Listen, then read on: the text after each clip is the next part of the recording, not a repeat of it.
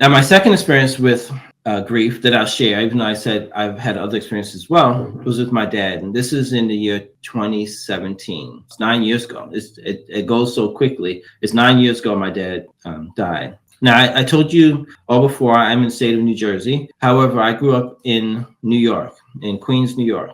And my dad lived there all of my life. My parents lived there all of my life, and he still lived in the same house. And as he had gotten older, he started to need some extra care, and he just came to stay with us for some time, just to help him out with some things. He came to live with us in New Jersey. And I really, honestly, we weren't expecting that he was going to die at that time, but it just so happened that these ended up being the last 3 months of his life. And he died while he was at my home.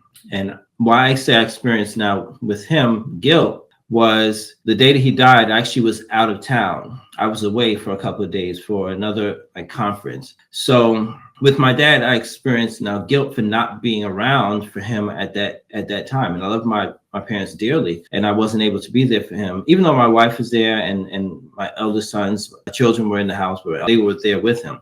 But it teaches me a couple of things just from this experience. First of all, I've shared with you now 2 experiences of grief and loss. And I'm the same individual. However, I've experienced them now 2 times, and they were actually really completely different.